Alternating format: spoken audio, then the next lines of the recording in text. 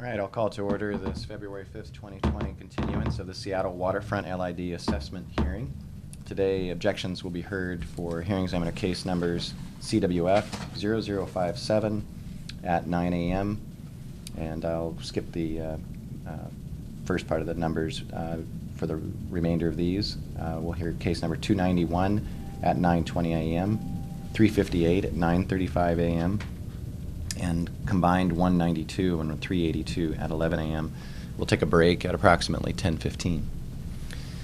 Please make sure that as you testify, you have a microphone within about a foot of your mouth. This is for recording purposes. It doesn't really pick up audio for the room. Please state your name and spell it for the record. Robert Stevens, ROBERT STEVENS. And do you swear or affirm the testimony you'll provide in today's hearing will be the truth? I do. Thank you. Please proceed. I'd like to give you just a little bit of information about the property that I'm representing. I'm a resident of the Waterfront Landings condominium complex. It's a 232-unit, 5-story wood frame complex that is located on the Seattle waterfront between Pier 62, 63, and the Bell Harbor Marina. Project was completed in 1998 and included low-income units selling for around $150,000 all the way up to units over 2,000 square feet that were sold in the $800,000 to $900,000 range. So it was quite a diverse community from an economic standpoint. I served on the board of the community for about 7 years, and starting in 2016, we encountered catastrophic failure of our exterior stucco, similar to other complexes in the community. And so we underwent a $12 million reclad, about 25% of which was covered, fortunately, by insurance, but the balance was borne by the residents in the form of an assessment. One thing about a residential unit like ours, it doesn't improve with age. And so as we exceed the 20-year mark, the money that we have to set aside as reserves for repairs and replacement of our building components continues to increase.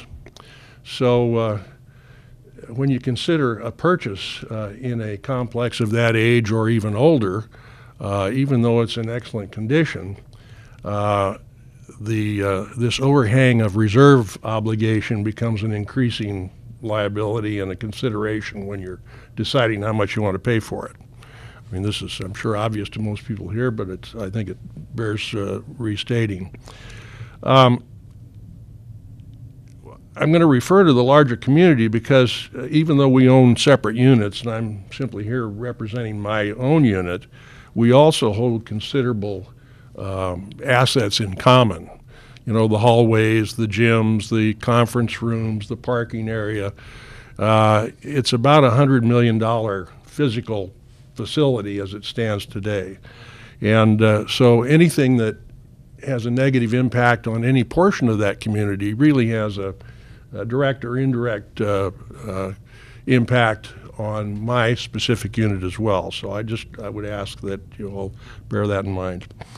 I've got no particular legal expertise preparatory to this presentation. I tried to acquaint myself with all the relevant documents. I tried to read the LID manual that the state follows. Several legal actions that are being taken, some analysis that was done several years ago, and of course all of the published material that's available on the Waterfront website. I'm not opposed to the Waterfront project, and I'm certainly not opposed to paying my fair share, but my concern is that the basis upon which our assessment is being made, the assessment study that the City commissioned, I believe is defective. And I'd like to elaborate on just why I feel that way. Starting with the page 6 of the summary, it says a unique aspect of this special benefit study is that the analysis does not consider any view enhancement or resulting market value increase due to the removal of the Alaskan Way Viaduct.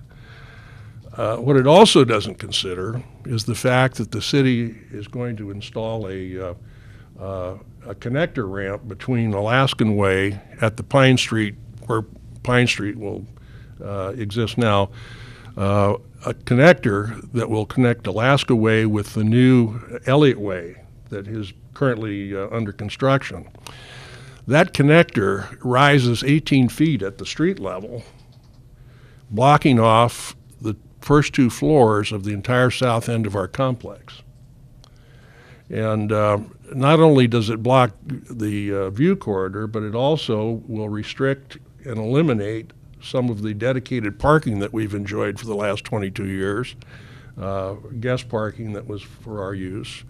It's also going to limit and slow our access to the south entrance to our parking garage, and also poses some restrictions as far as emergency vehicle access, removal of garbage, that sort of thing. So in the balance, from our perspective, this erection of a concrete wall where a previous view of the entire Alaskan Way, almost to Pioneer Square, is not a welcome event. And it's not considered at all in the assessment study, and I believe it should be.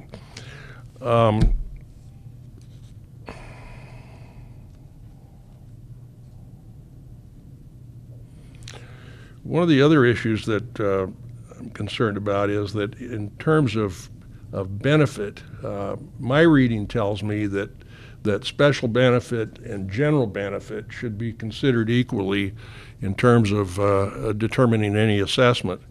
And that's even mentioned in the assessment study, that it distinguishes between those two, that which is primarily for the public benefit as opposed to that benefits a specific property.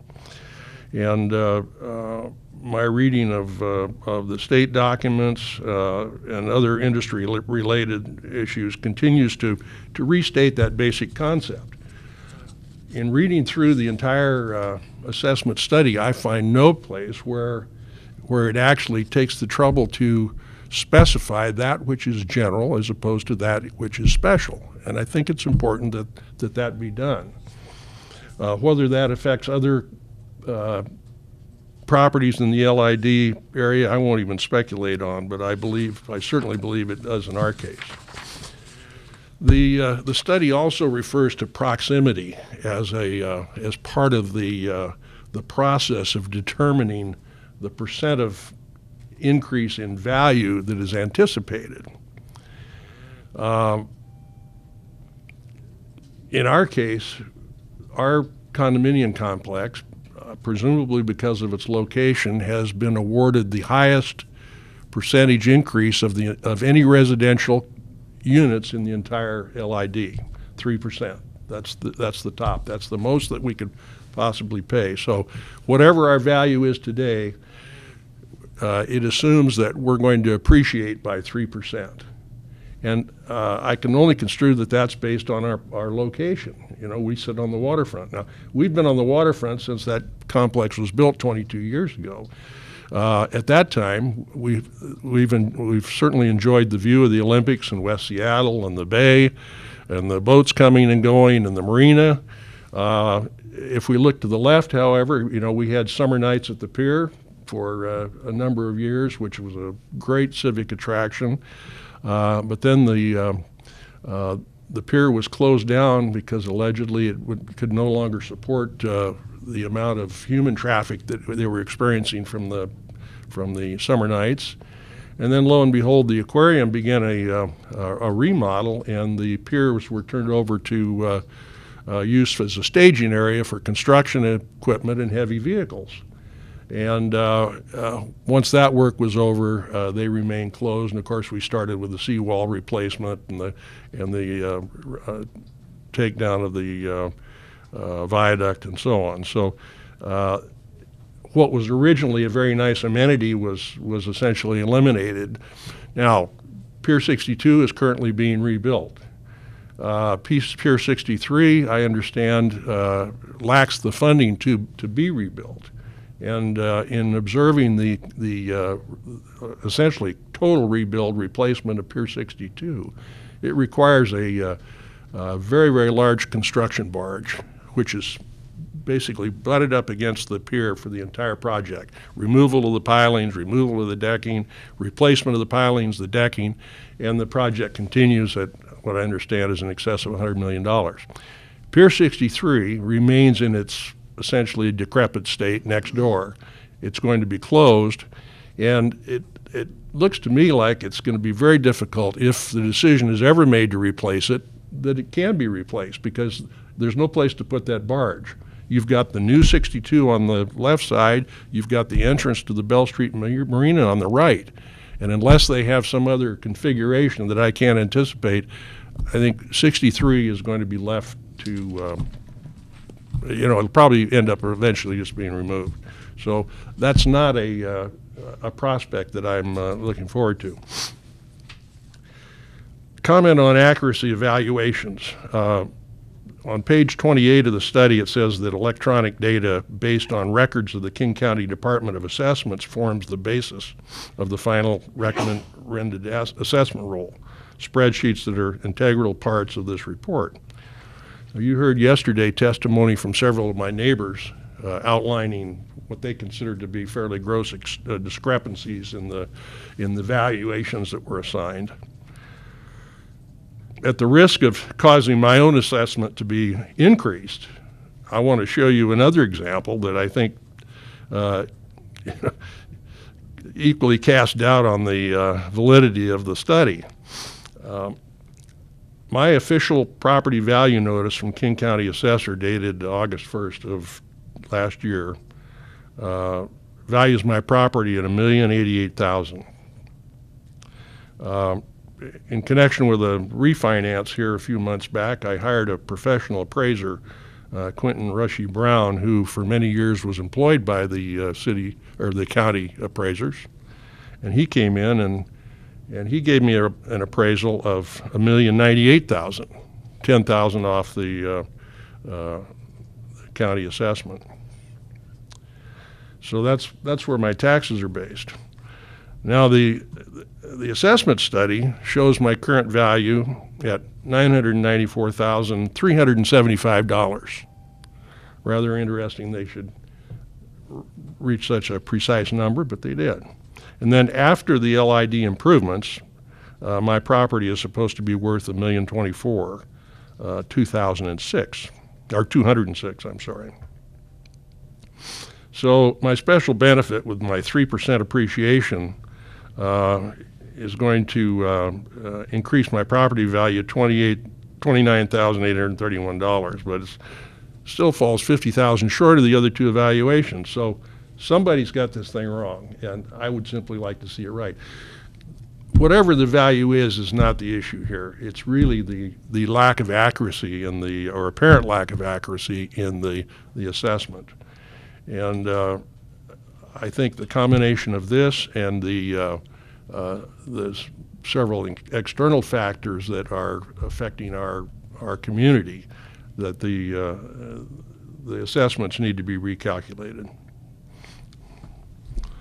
The report mentions that he's used or they have used a mass appraisal technique, and I'm not sure exactly what that means, but it may be acceptable for for planning large projects where you're simply looking at the big number and not getting as granular as may be required down the road. But when you've got the kind of personal financial impact that we're talking about here on 232 residents, just talking about my buildings, not the rest of the LID area, I think a little more precision is required here. My suspicion is that whatever formula or algorithm was employed for this study was simply trying to, and pardon my cynicism here, but it was simply trying to create a value spread so that they could achieve the desired amount of total assessment, and was not really driven by any real research or inspection. So in summary, I think more detailed inspection is required. And whether it's a legal requirement of the LID process or simply a case of the city recognizing an obligation to fairness toward their citizens, it should be employed. Very quickly, how the project components impact my property. The study describes 6 different components that comprise the $346 million project, and I'll comment on each of them with additional impacts at the end. Mr. Stevens, I just want to let you know timing where you're at. Due to my error with the court reporter, we started 5 minutes late, and so you certainly will get those 5 minutes. All right. But I'd ask that you wrap up within that time because we have another objector scheduled for. I will do it. Thank you. Thank you. I'm willing to give him some of my time because he's making a lot of my points. Okay, that's all right. They won't necessarily count to your case, so you can do how you want. But I'll let you two work that out. But I just want to be mindful of the time. The description of the Promenade, the first issue, is clearly a city park, and as such, all expenses and benefits should be shared by the entire community, not just the residents of the LID area. The Overlook Walk is a pedestrian bridge, landscape public space that connects Pike Place Market and the Promenade. It's an attractive feature, but one of its primary goals is to provide the roof and the superstructure for the aquarium, the new aquarium that is planned for that site. And if it were in the absence of the aquarium, it would be a substantially less expensive and less complex project. Pioneer Square improvements, too far away from our property to be relevant. Union Street pedestrian connection, too far away to be relevant. Pike Pine streetscape is described as similar to the Westlake Park, and I won't go into the challenges that Westlake Park experiences, but I certainly would not mention that to a potential buyer if I were trying to sell my property. Pier 58, formerly Waterfront Park, again, park is park and should be enjoyed and also financed by the entire community. I've already mentioned the Pine Street connector, the abandonment of Pier 62. We're going to lose about 300 parking spaces along the waterfront, and of course there's difficult to measure, but if this whole project is successful, we can expect substantial increases in traffic and both vehicle and pedestrian in our neighborhood, with damage to our flower beds and our shrubbery and some of the other amenities that surround our building. Finally, the closeout phase is a concern to me. The closeout phase, as you all know, is after the project is complete. If there happens to be a cost overrun, somebody's got to pay that bill. And several conversations with Marshall Foster, program director, he's assured us that the city would never think of coming back to us for more money. However, I don't see anything in the documents or in the law that supports that. Let's say it's a $100 million project that our assessment's based on, and it comes in at 120. The $100 million is being construed as a special benefit to us. Is the additional $20 million, if that's what the number happens to be, is that not a special benefit? It seems to me that there's a looming liability here that is not being discussed at all, either by the city or the assessment report, and I would like to see that issue addressed. Thank you very much for your time. Thank you, Mr. Stevens. We're handing one document forward that's marked as Exhibit 1 for case number 57. Thank you.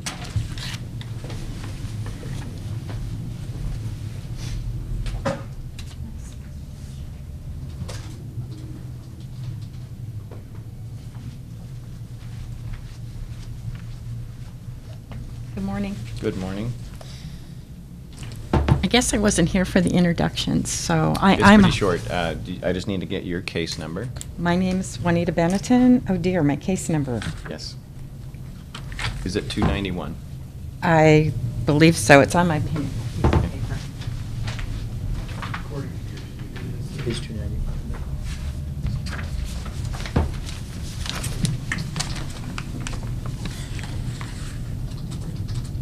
You can just state it into the record for what you're here Okay. for.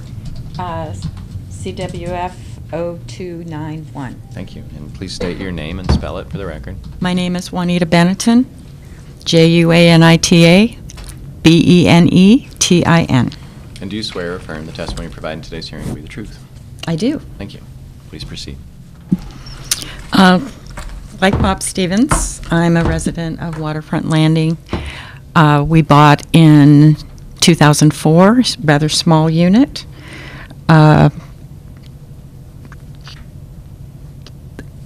We bought it for the purpose of living there and retiring there and having access to the waterfront, and we put our life savings into this. This is our investment. My husband died 3 years ago. Actually, the month we bought the house, he was in intensive care, and we bought the larger house so I could care for him. The other one was too small. He fell out of bed. I couldn't get him up. But in all of this mess, we are lucky to have our house. And then the LID comes up. And I'm not going to repeat a lot of things that Bob Stevens said, and I would like to incorporate the comments of all the other waterfront landing owners that I know several of them spoke yesterday, and I believe some will speak today. But Bob addressed the flawed system of assessment. And it's my understanding from my reading of the law that the one thing about these LID assessments is they're supposed to have a specific benefit to a specific property. And normally these were used for putting in a sewer, not building a regional park. But the city has decided that, hey, this is a good way to fund, and I'll just stop on that. But these assessments are not to be speculative. It's supposed to be a very real benefit to my property. We bought the house in April 2004 for $660,000, and I've attached some papers and the assessment that went in for our loan that was $660,000.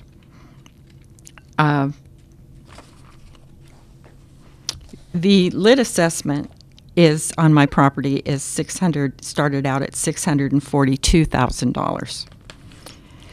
With the improvement, my property is going to be worth $661,260. Well, it seems to me that that might be a $1,000 increase in what was actually paid for the house, which should be representative of what the first property value was.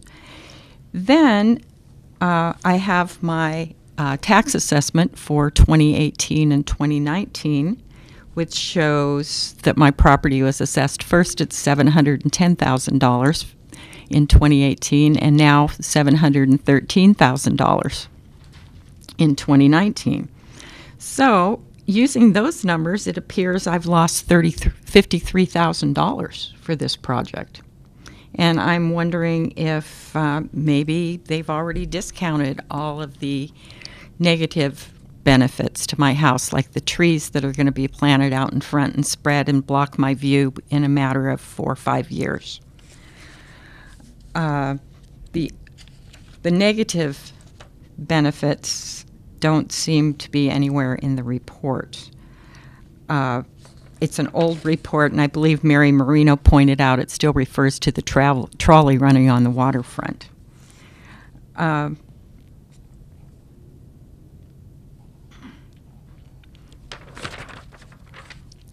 My home is handicap accessible, and it was really easy for my husband to get up to the Pike Place Market in a scooter. My husband passed October 2017. But for the other aging and handicapped people in our buildings, it's going to add at least 10-15 minutes to get up to the market. It's also going to be on an incline, and it's going to be really difficult for those pushing wheelchairs, those in scooters. I don't think a lot of thought has been put into what this will do to handicap access.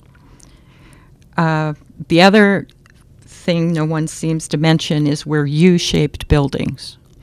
And I'm in the back of that U, which means when that new traffic light is down in front of my house, it's going to be spewing, because I'm sure there's going to be some stop-ups in the traffic, and people are going to be sitting there idling, and we're going to be faced with bad air. We've already lived with the bad air from what's going on across, with all the new building and stuff across the at the pier. I'm going to miss my view of the water, and I'm going to miss my view of the pier. And that's a negative.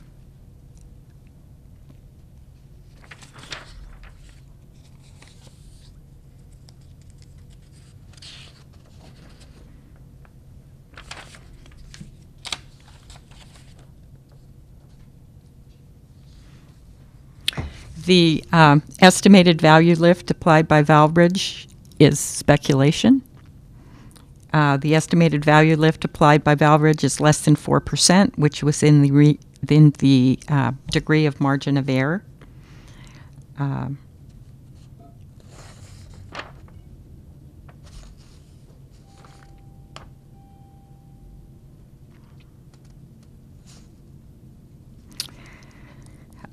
I don't know that there's been any air quality review on what it's going to do to our residential properties. And just in closing, it just feels so futile, like none of this matters. But I'm faced with either being put out of my home by the taxes, by this LID tax, or doing something extraordinary. And I am trying out leaving my home for 4 months this summer and renting it out as an Airbnb unit.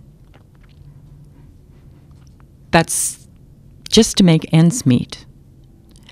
So I think people in our building will be put out of their homes. And I think it's thoughtless, and I don't think the impact on our residents has been taken into consideration. When will we be hearing? Or when will you make rulings on our objections? At this point, I don't know. The hearing itself is scheduled to continue through April with the number of objectors that we have. There were 400 objections filed. Okay, and how will we And hear? I write a decision after that. All right. I don't know if the city plans yet to distribute a copy of my recommendation, but that's generally the practice. I'm making a recommendation to the council, and that's generally a recommendation gets sent, a copy of that sent to every objector, and that then there's also information in there on how to appeal that recommendation to the council. Okay, but you can't give me any dates, 4 months, 6 months. My question is, when do I have to come up with the money, and when do I have to move out of my house? So these are the kind of plans I have to make Can't based say on that your at decision. this time. I can assume that the hearing will likely conclude in April, and that it'll take me 2 or 3 weeks after that to issue a recommendation.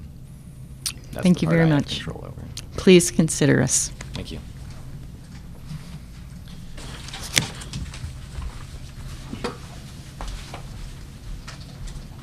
We will take a break until either 9:35 when we have our next objector scheduled to appear, or until they do appear. That'll be case number 358. Reconvening for the Waterfront LID levy assessment hearing.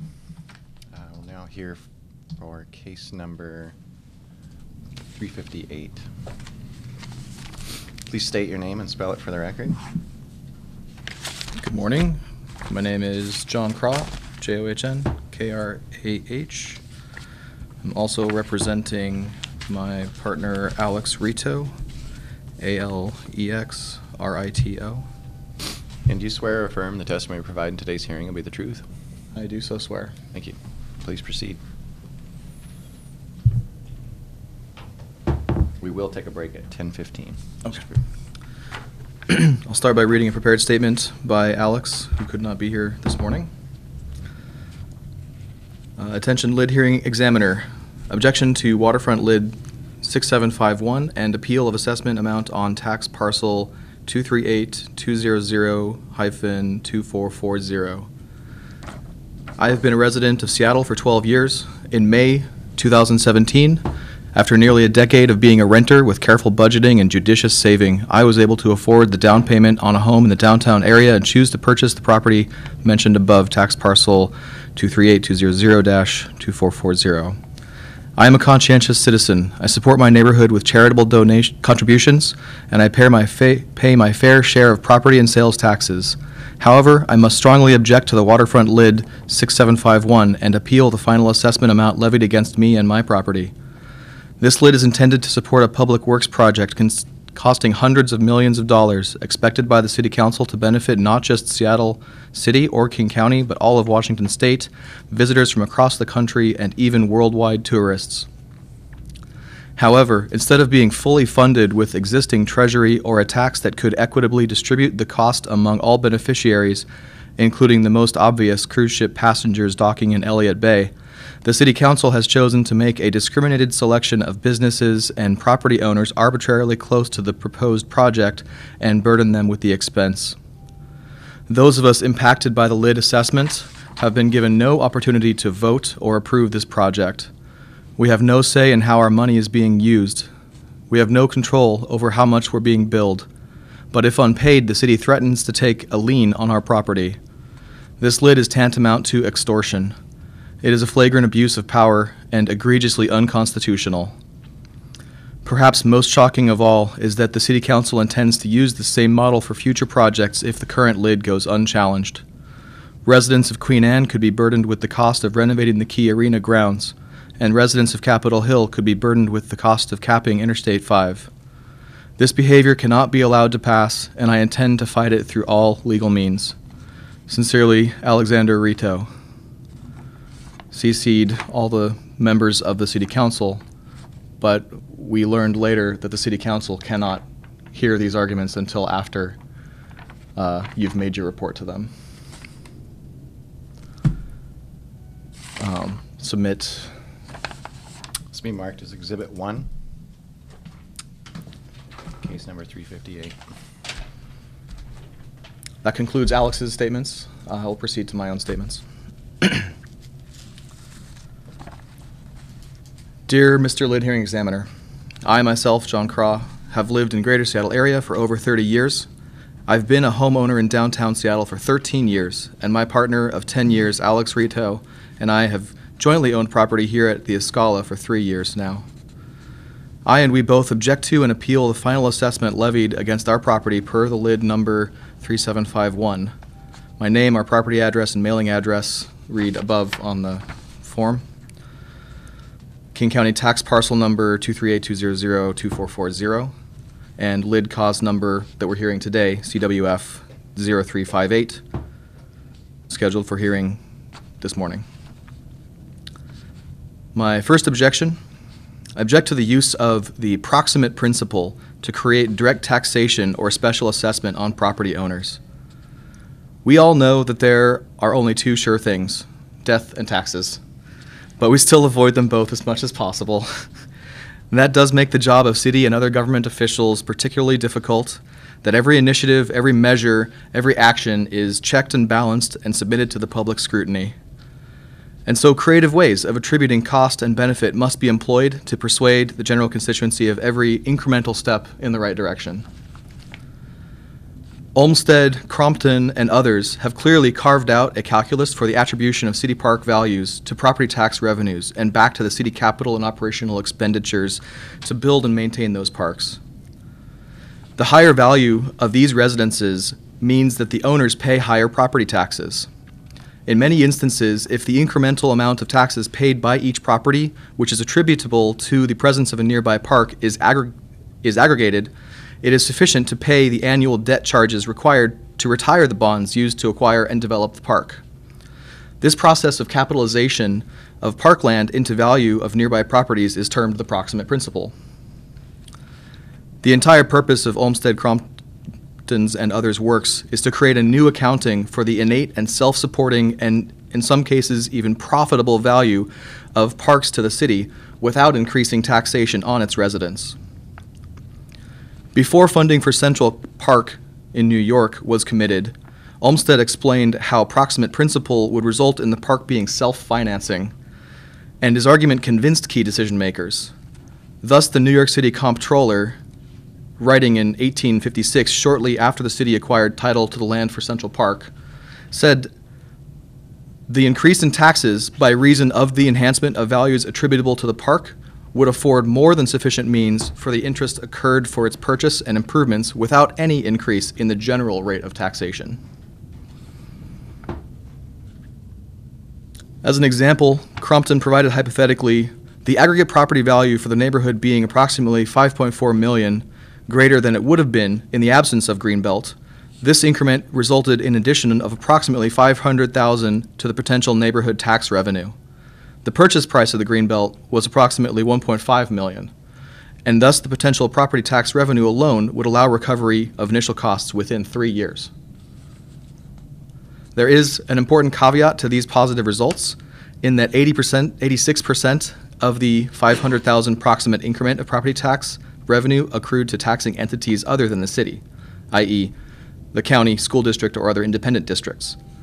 Thus, the incremental return to the city alone was not sufficient to pay the costs incurred by the city in purchasing the Greenbelt. This creates a major policy issue.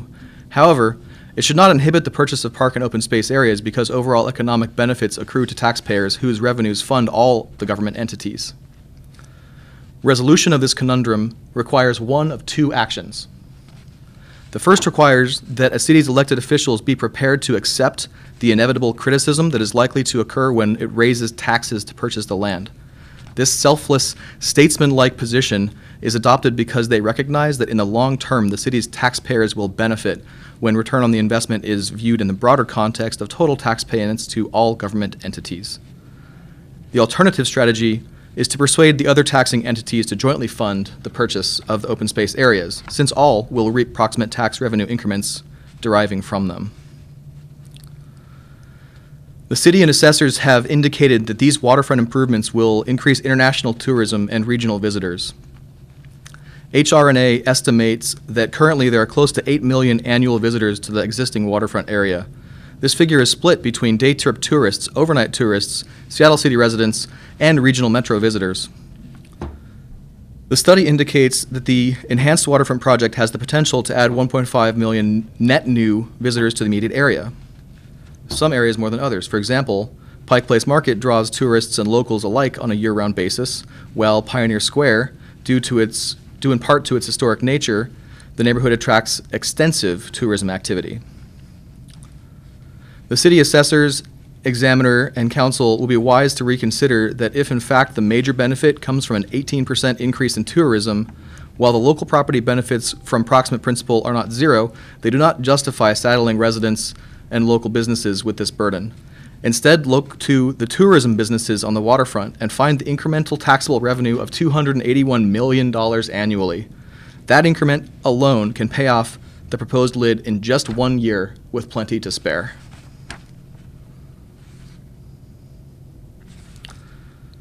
Second objection. It is unlawful to include any property that will not receive special benefits, and it is unconstitutional taking of private property. Evans versus King County Rural Library District, 1966.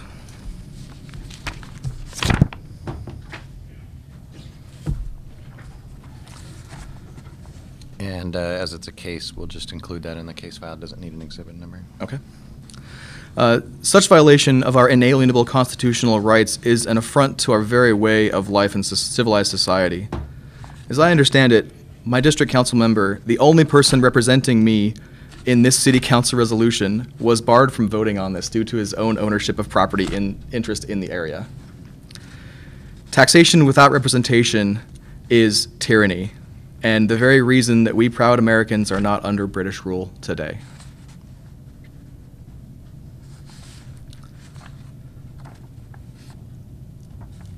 Third objection. The construction estimates are not based upon substantially complete construction documents, are out of date, and uncertain. In the words of Mr. Macaulay, the Pike Pine Corridor and Pioneer Square elements of the project have not yet reached the 30% design milestone. Final assessments will bind future city councils and budgets to complete the LID improvements regardless of its cost. It is unlawful to bind future city councils and budgets to spend hundreds of millions of dollars on projects still this early in the design process. Have a Washington State Attorney General opinion from 2012 in this matter.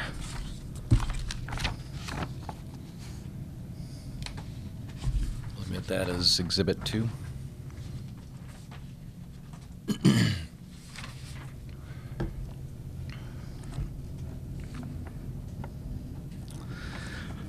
For the purpose of calculating the correct assessment, I will make some estimates based on the incomplete and uncertain documents that have been provided. ABS valuation states that as a side note to that, I understand from yesterday's hearing that there are new appraisal information available on the city clerk's website today. I would request opportunity to review those materials and update my objections if there is any material differences.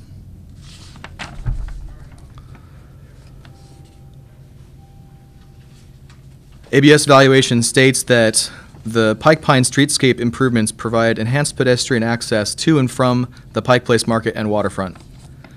Both streets between 1st and 2nd Avenues will be reconstructed as shared space without curbs. Single travel lanes, westbound on Pine and eastbound on Pike, designed for slow vehicle movement and local access, will share the space with pedestrians and bicycles. Bollards and detectable warning strips help define the area to be used by vehicles, along with light poles, trees, and paving treatments. And there will be more room available for sidewalk cafes. Let us assume that this will be quite similar to Bell Street, which is also a shared pedestrian and automobile space, similar to a European term called a Woonerf.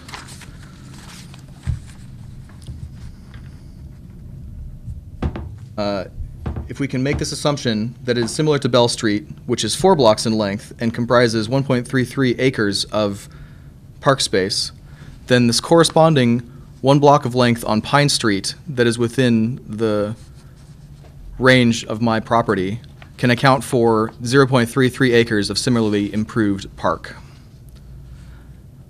Other improvements will be made in the various blocks of Pike and Pine Streets between 2nd and 9th Avenues, including the construction of a new paved public plaza, a flexible space designed to accommodate diverse programming similar to Westlake Park on the south side of Pine Street between 3rd and 4th Avenues.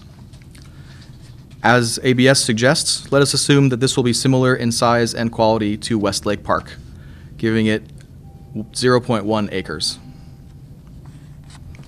These estimations will be used in the 4th objection, calculating the total assessment for my property. You said we have a break at 10:15? 15. Okay. Then let's press on. 4th and final objection, which will comprise the rest of the time, is regarding the specific assessment valuation for my parcel 238-200-2440. My property on 4th Avenue and Virginia is receiving special benefits from none, or at best only one, of the 6 proposed LID improvement projects. The city's assessment relies on an article of academic work published in Journal of Leisure Research from 2001 and updated in 2014, titled The Impact of Parks on Property Value, a Review of the Empirical Evidence by Mr. John L. Crompton, Department of Recreation, Park and Tourism Sciences, Texas A&M University, Texas, USA. An additional 2005 article by the same author in Managing Leisure, titled The Impact of Parks on Property Values, Empirical Evidence from the Past 2 Decades in the United States. I submit these as Exhibits 3 and 4. So marked and admitted.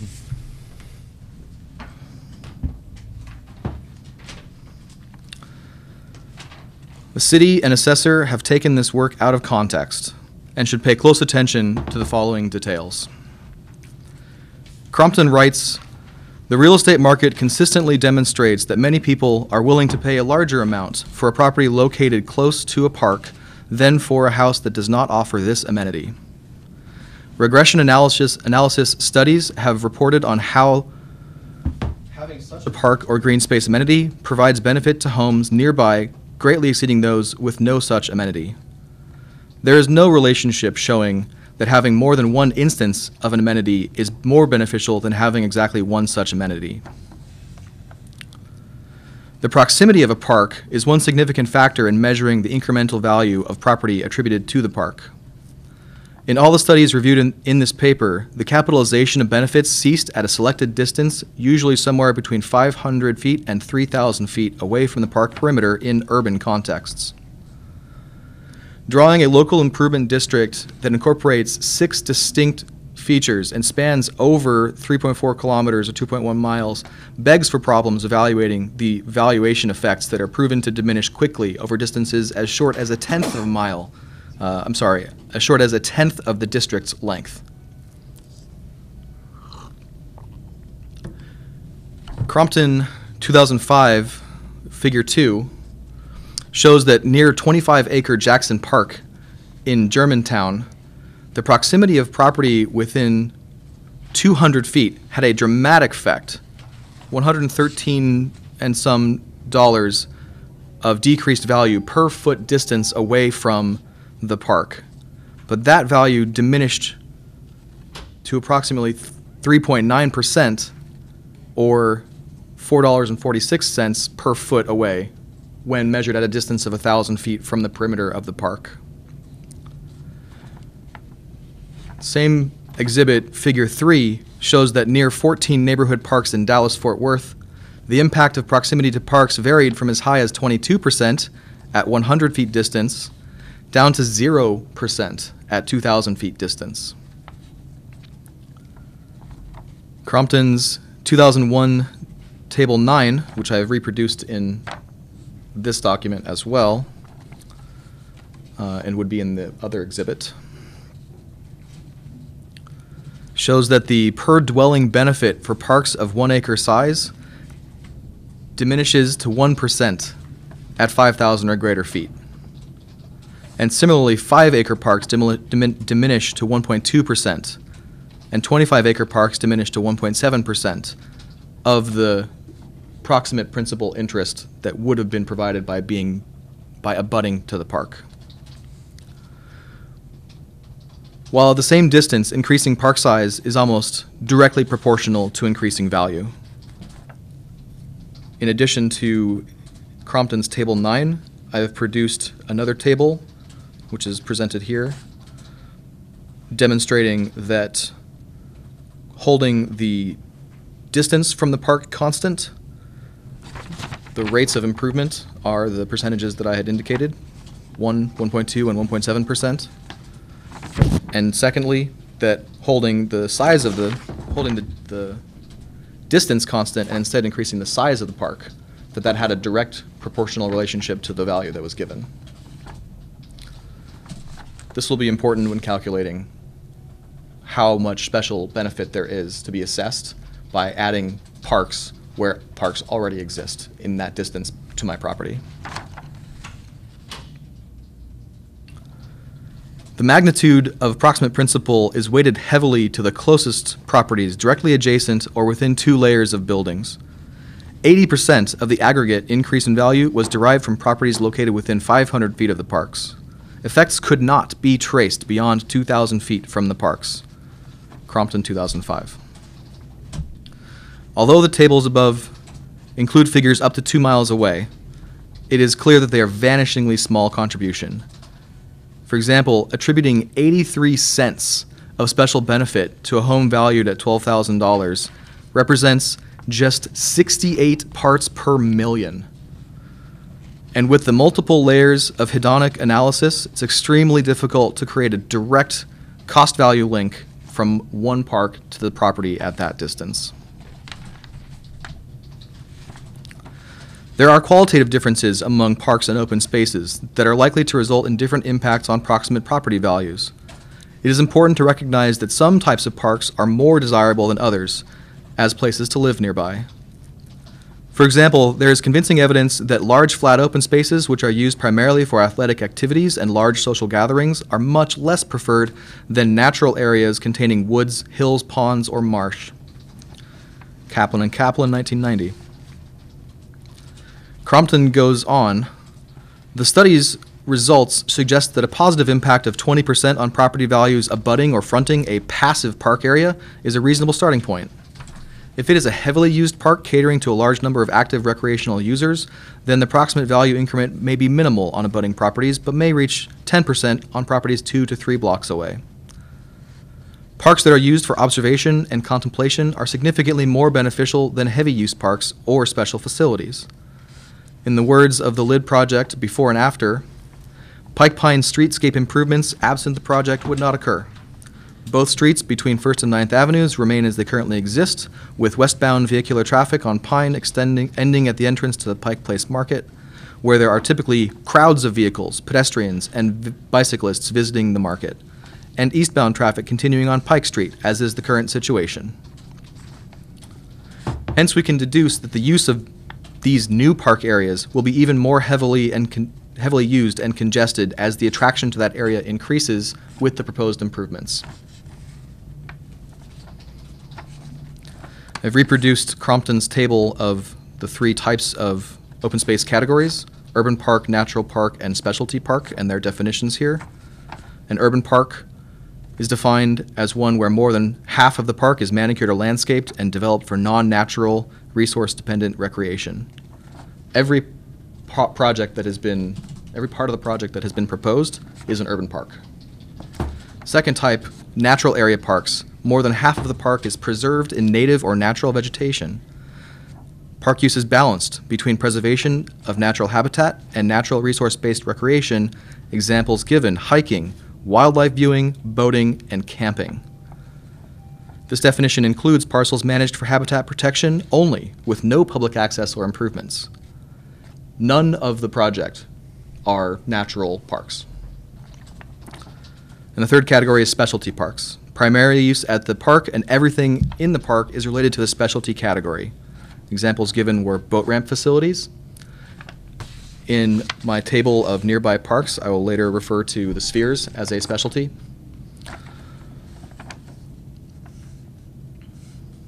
I've also reproduced Crompton's 2005 Table 3. The variations in proximate values at different distances for each open space type, the urban parks, natural parks, and specialty parks.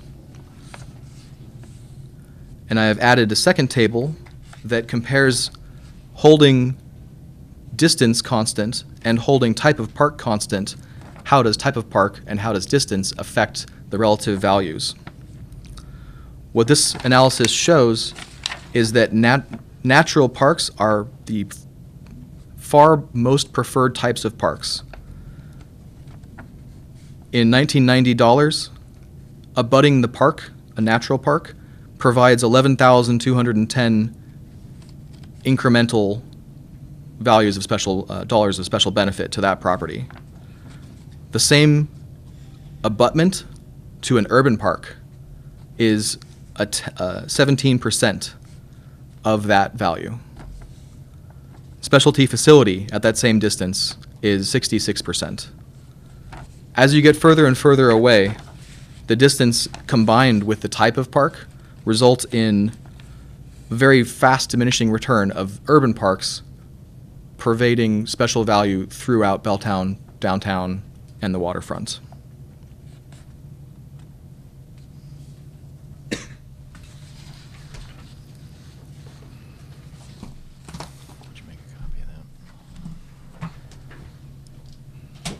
The special benefit to having multiple parks is accumulated as a single park of comparable size to the sum of all the park sizes with some coefficients of each individual park's proximity, size, and type. I'm describing how I'll be comparing the parks that exist around my property today, the parks that are proposed in the LID assessment, and that both the type, the size of the parks, and the proximity to my property, all 3 of those factors will weigh in how much each park will add value to my property. Let me ask you, Mr. Crow, you made reference to Exhibit 3, the Crompton Report, Yes. multiple times. How many references do you believe you'll make to Exhibit 4? Exhibit of Crompton. 3 was the 2001 article. Crompton Report. They're both Crompton, I Ah, believe. okay. Exhibit 3 was the 2001, and Exhibit 4 was the 2005. Is that Mhm. correct? I have approximately 0 more citations. Okay, thank you.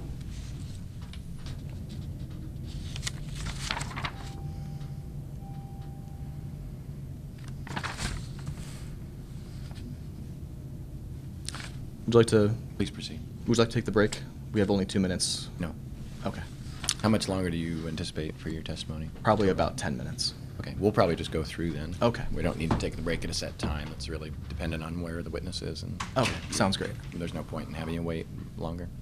Thank you very much. The proposed waterfront promenade along Alaskan Way from South Washington to Pine. The proposed overlook walk between Pike Place Market-Front and the proposed promenade. The proposed Union Street pedestrian connection and the proposed Pier 58, formerly known as Waterfront Park, would each be over 2,950 feet walking distance away to the south of my property. This is at the extreme boundary, already past the 2,000 feet that the 2001 article, the 2005 article had mentioned, and this is at the limit that the 2001 article had mentioned of 3,000 feet. The proposed Pioneer Square improvements at or south of Yesler Way are over 5,000 feet away. All of these projects are outside of the scope of special benefit to my property. The proposed Pike Pine corridor improvements at their nearest point are only 918 feet walking distance away from my property. This one of the 6 proposals that are close enough to my property to presume is the only one that can presume any special benefit from any kind of park installation at that location.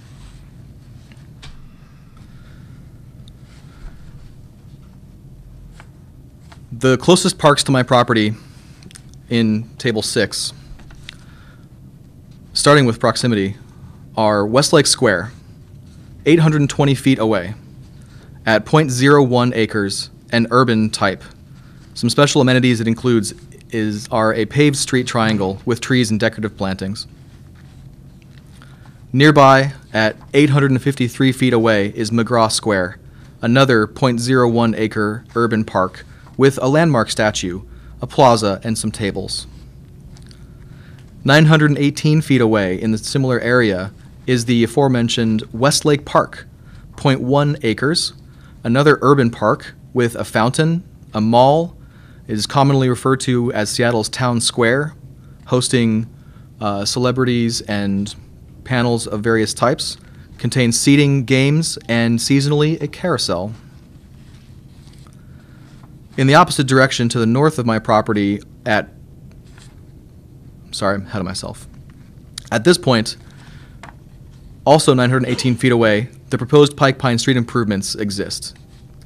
These are pedestrian and vehicle common areas that have been described before, including both types of improvements. I've estimated this at .43 acres of urban park.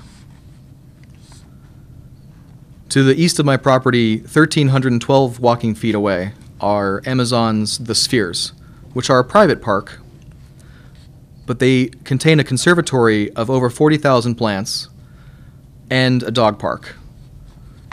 It is .07 acres of specialty park. To the west, 1,476 walking feet, is Victor Steinbrück Park. This is the first larger area of park that we have. It's .8 acres. It's also an urban type park. It contains totem poles, seating, a children's play area, and landscaping. Similar, at the same distance, 1,476 walking feet, is Bell Street Park, which is similar to Pike and Pine Street improvements that are proposed. It contains a small park area. It contains paved, shared pedestrian and vehicle traffic spaces, and is 1.33 acres in total. The following two properties are, for reference only, are not included in any assessment special benefit. 1,640 feet away, it's over 1,500 feet away, so the amount that it could apply to special benefit to my property is 0%. The Urban Triangle Park is another urban park, 0.01 acres in size, with an open lawn, a central play structure, seating, and lighting. Freeway Park, over Interstate 5, is 2,788 walking feet away, is an urban park, and contains brutalist architecture and greenery. Neither of these two parks provide any special benefit to my property. And now we begin two of the proposals. The proposed Union Street pedestrian connection is 2,952 feet away. I'm estimating that it's 1.1 acres based on the drawings that were provided in the ABS valuation packet. It is said to contain a walkway, elevators, stairs, art, and lighting. I believe this is classified as an urban park. The proposed Pier 51, formerly known as Waterfront Park, is 1.5 acres, also 2,952 feet away, contains gathering and performance spaces, children's play area, waterfront view, railings, and raised lawn. This is also an urban park area, and based on the forecast, this would be a heavily used area. It would replace the existing waterfront park at the same distance and the same size, which presently has a boardwalk, sculptures, lamps, benches, high curved railings, and the Great Wheel. I don't believe the Great Wheel will be replaced. Further to the north, at the 2,952 feet distance, is Denny Park, a 0.105 urban park with an off-leash pet area, broad walkways, and many trees. The rest of these parks are over 3,000 feet away and cannot possibly have any special benefit on my property. 3,280 feet walking distance away is Tillicum Place, 0.1 acres of urban park space with a Chief Seattle statue, tables, benches, and lighting. Also at 3,280 feet away is the Plymouth Pillars Park, which contains pillars from Plymouth Church that had some accident with an earthquake a long time ago and are now historically preserved. It is also an off-leash pet area, has benches, a pedestrian corridor, and art, and it comes in at 0.2 acres of urban park.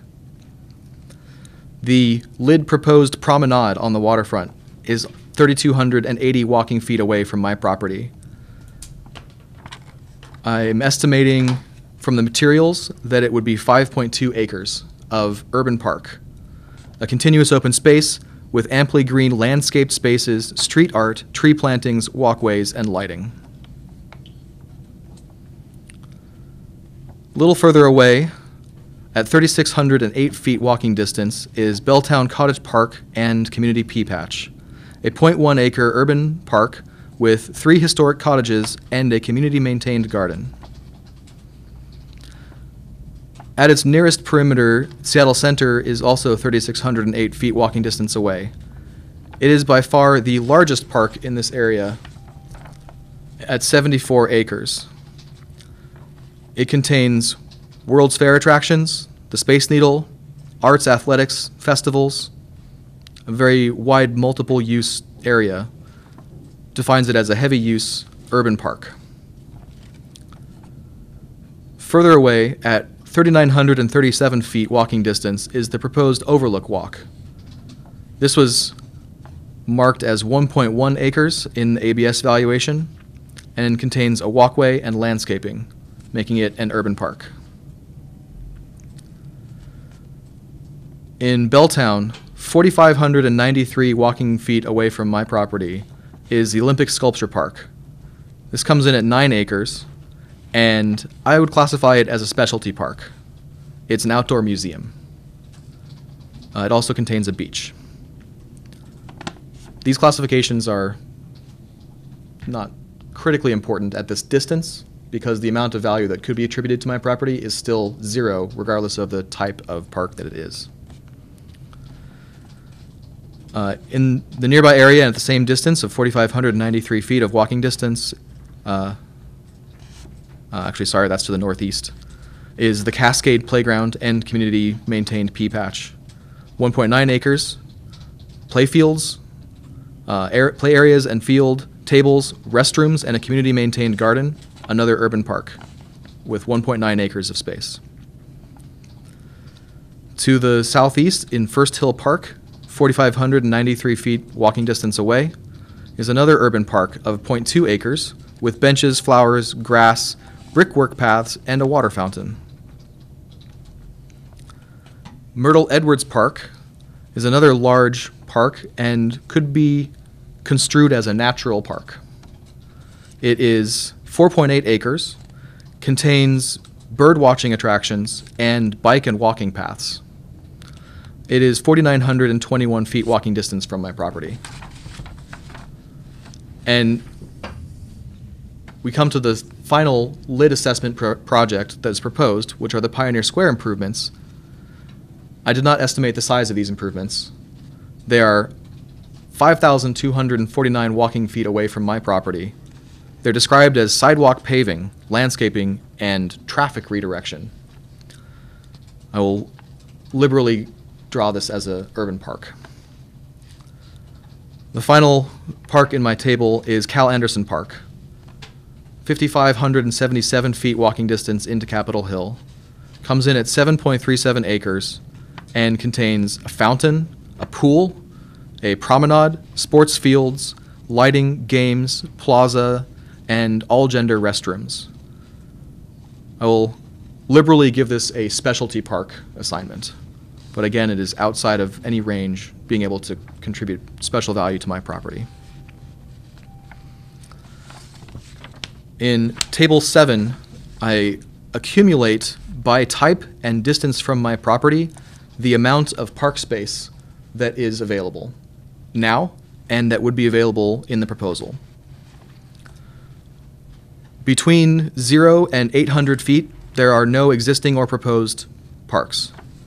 Between 800 and 1,000 feet, there are an existing 0.12 acres of urban park, 0 natural park, 0 specialty park, and a proposed 0.43 acres of urban park, 0 natural park, and 0 specialty park. Between 1,000 and 1,200 feet, there are no existing or proposed parks. Between 1,200 and 1,500 feet, there are existing 2.14 acres of urban park, 0 acres of natural park, and 0.07 acres of specialty park. There are no proposed parks of any type in this range or further.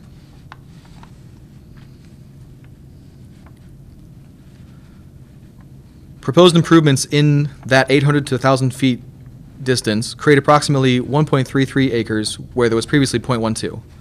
Arguably, there was already a park in this distance, and increasing its size may have a limited effect, but I'm willing to concede that it is a significant improvement on the 1 acre scale, referring back to the tables of 1, 5, and 25 acre parks' significance. And at that distance, the parks in aggregate would have approximate principal property value of $83.31 out of $12,185 in the property of that study, which is 0.683%. Proportioning that to the size of the parks becomes 0.683% times 0.55 net new acres, which is 0.376. And of that proposed improvements constitute only 0.43 acres of the 0.55 acres, which is only 78.2%. Applying that to the accumulating percentage, we result in a approximate property value of 0.294%. Our property is currently estimated at $1,553,475, and this proximate principle calculation finds a potential special benefit of that estimate times 0.294%, which amounts to $4,567, instead of the assessment's 0.75%, resulting in $11,651 special benefit that was originally assessed. The city had originally calculated a need of 39% of the special benefit, which results in $4,567 times 39%. My new property assessment should be $1,781.13 for the Pike Pine Corridor Improvement Project alone. As the remaining lid improvement projects are outside of the 2,000 feet distance allowed by Proximate Principle methodology, they will not be considered any special benefit to this property. I suggest, by extension, that other parcels sharing the same lot as mine, and in general all parcels that are ill-served by the assessment methodology and forecasting presented by Mr. McCauley and ABS Valuation, should have similar recalculations of their assessment value. In conclusion, I object to the assessment amount of specific benefit to my parcel. Evidence demonstrates that the assessed value is inconsistent with empirical property values relating to parks and recreation in North America for the past 40 years. I insist that the examiner carefully consider the evidence and calculations leading to this result and make a fair and proportionate decision for all members of this lid. Furthermore, I beg that the examiner, assessors, and city council members review the purpose of local improvement districts and proximate principle as tools for the public good of all. Sincerely, yours, John Craw. Thank you. Do you have additional documents to introduce? I will sign this and provide it to you as, if you wish. Do you have a, there it is.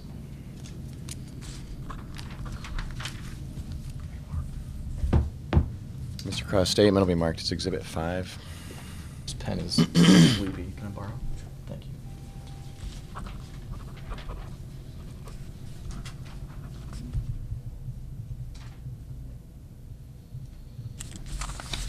Any other documents that you intend to introduce? Okay. That let me concludes my presentation. Let me address a couple procedural. Oh, I'm sorry. I do have the final Okay. map display. Map will be marked as Exhibit 6. Let me address a couple of procedural issues while you're here. The city does have an opportunity to cross-examine any witness providing testimony. I ask you just to keep in mind the burden of proof. If any, you handled yourselves well yesterday. Obviously, there were citizens providing testimony, and you let it be what it is. We're starting to head into the part of the hearing where you're getting a different level of input and argument and expertise. Just ask you to keep in mind the burden of proof. If, for example, a objector doesn't make any attempt to establish themselves as an assessor or appraiser, grinding them into the ground over that point and establishing it has already been established by the fact that they didn't establish it. If you have questions about what they have established, I'd encourage that simply so that we can move forward and keep this hearing efficient so that we're not doubling the time we've already got just for presentations. Also, we will be posting all exhibits that we receive by the end of the day. We'll be trying to do that. I may not always be able to achieve that, but that's our goal, is so that everything that gets submitted will be done at the end of the day so that you can get copies. We will also send a reminder out to objectors that they should be bringing copies for the city and the hearing examiner, because that's according to the hearing examiner rules. Today I've tried to make a copy of one document that was presented, Exhibit 3, if the city needed to see that from this particular objector. I just selected it out. Otherwise, on all of these issues, I'm just waiting to, if the city has an objection or question or something along those lines, I'm leave it to you to raise that at your will. With that, are there any questions for Mr. Crow? I don't have any questions for Mr. Crow. All right, Exhibits 1 through 6 are admitted. Thank you, Mr. Crow. All right. We will take a break and return at 10:45. Now we return to the record, and we'll now hear for case numbers 192 and 382. Is that you? Please come forward.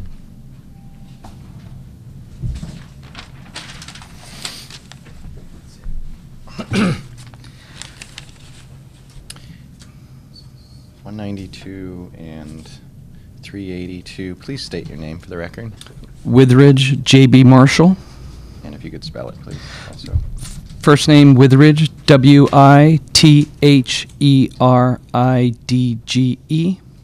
Marshall, Marshall. Thank you. Do you swear or affirm the testimony you provide in today's hearing will be the truth? I do. Thank you. And just one procedural thing, I want to continue, just to wrap up the conversation I started at the end of the, or beginning of the break. I will leave it to the city essentially to let me know if you want to do cross. I won't turn to you after every witness.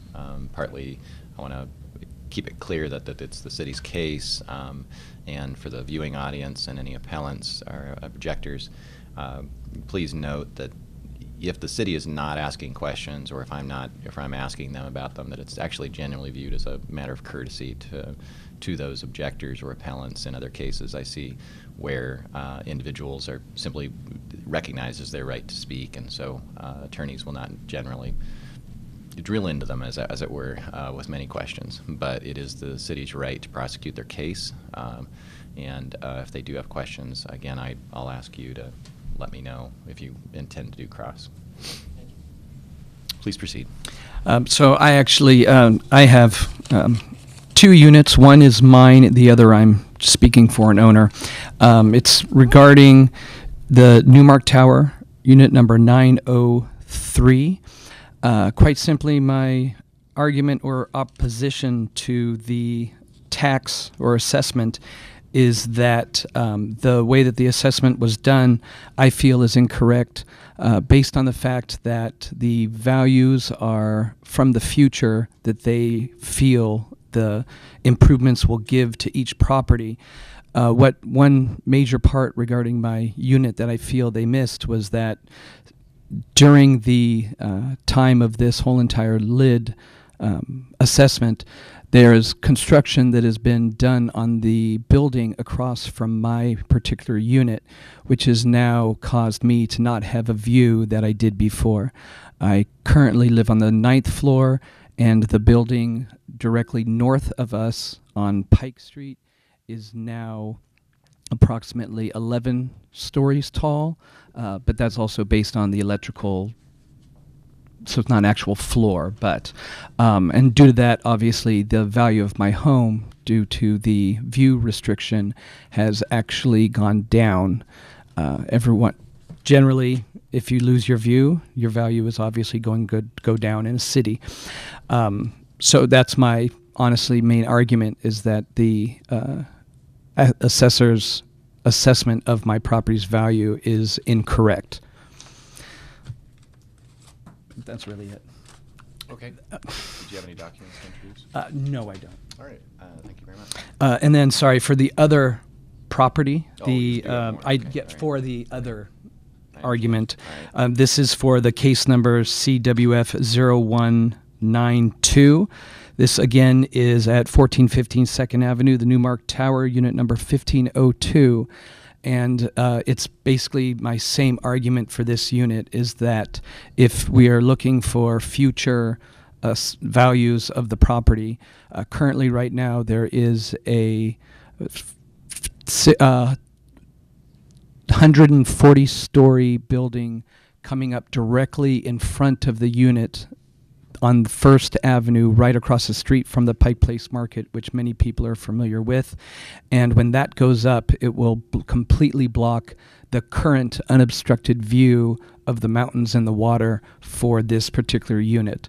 So my argument for this one is, just like the other, is that due to the fact that the known quantity of value and going down for the property, then the current assessment that was done is not looking at the obvious deduction of value on these properties. And obviously for me, I believe this is true for many, many properties in the downtown area, considering how many new buildings are going up. that conclude your That's it. presentation? Okay. Thank you very much. Thank you. The hearing will be adjourned. We are scheduled to reconvene for the hearing to continue February 11th at 10:25 a.m. Thank you.